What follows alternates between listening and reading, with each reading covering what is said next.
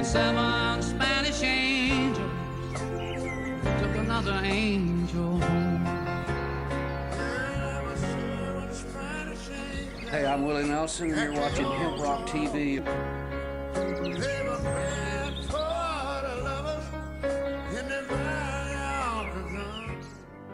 We don't run, and we don't compromise, we don't quit, we never do. Howdy, folks. I am MSgt Vance, the voice of Freedom's Voice. Let's talk about the drug war. Even before, let's talk about drug prohibition in general and marijuana prohibition specifically. You know, a lot of people seem to think that Anslinger's push to jump on the making marijuana prohibited bandwagon was back in the 30s when alcohol prohibition ended. All his guys were out of a job. So he picked marijuana, and he had good reason to do so.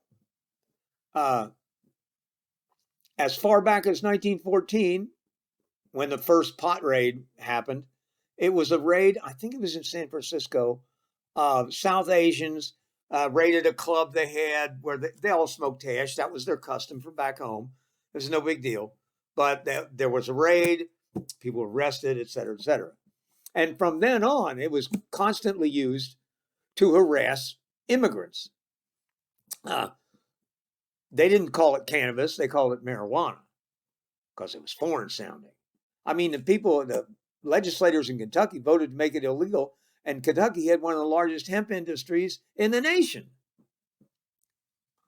They, under a foreign name, destroyed their own industry.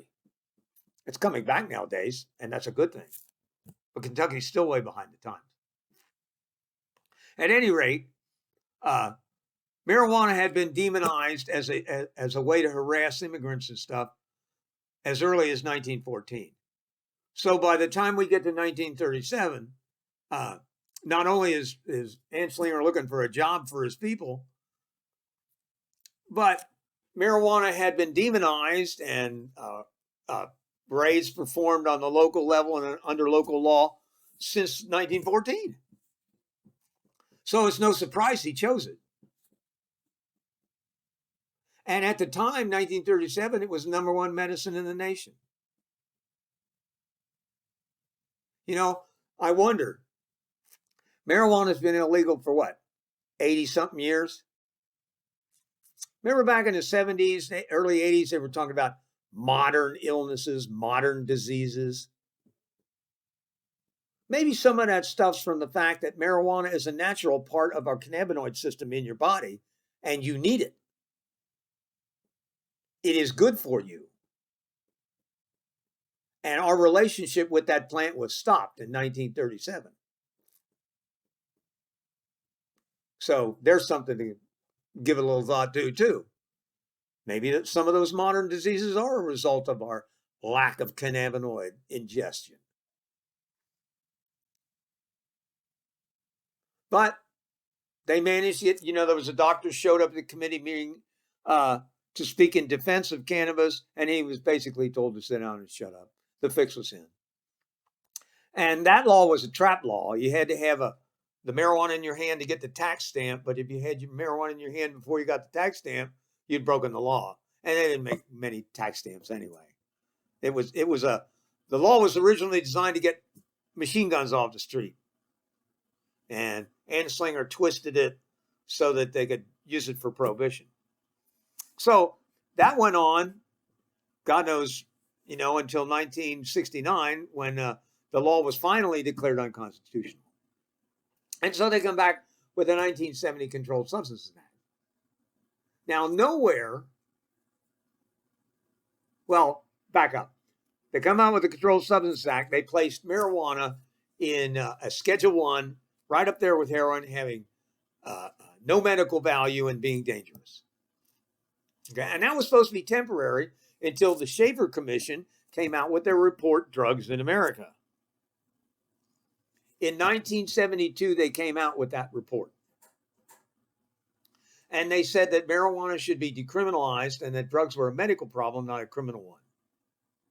Nixon turned around and declared the war on drugs.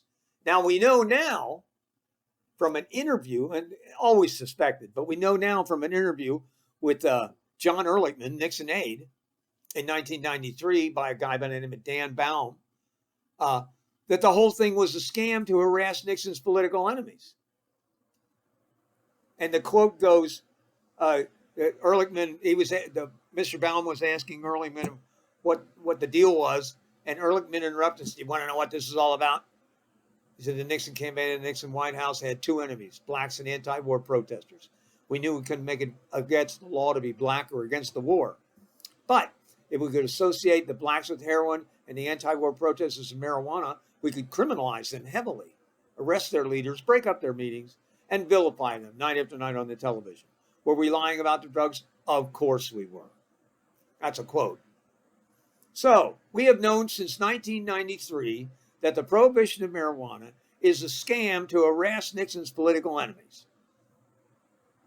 And although the states are finally waking up and changing their mind, the federal government is still harassing Nixon's political enemies long after he's dead. It's time to end marijuana prohibition once and for all. It was a scam then. It's still a scam.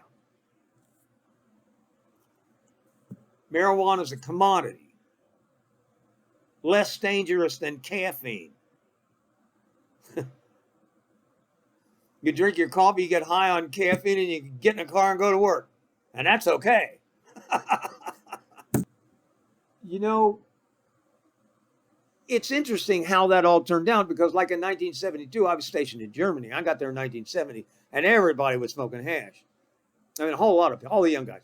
And the first sergeants and stuff were kind of encouraging it because, you know, they didn't get violent and tear up the barracks like they do when they were drunk and stuff. And there were big concerts going on. There was the first British rock concert in Speyer, Germany. I went to that. Then the second British Rock Fest. And it was right after that that the Schaefer Commission report came out. Nixon got pissed, declared the war on drugs. And the next thing you know, the Office of Special Investigation of the Air Force is going right up the Autobahn to all the air bases and busting everybody.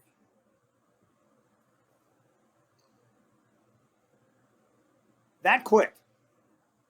And I swear to you, within 10 days, there was heroin in the barracks. Guys were in there snorting. The prohibition of drugs, the prohibition of marijuana, the drug war has been a disaster. And it's time it ended. I just tried to, 750,000 one year, 400,000 another year. I went and added them all up. I was getting up to 400 million people whose lives have been destroyed behind this bullshit. Excuse my language. It's time for it to end, and it's time for it to end now. Not yesterday. Not, well, we'll reschedule. It shouldn't be scheduled in the first damn place.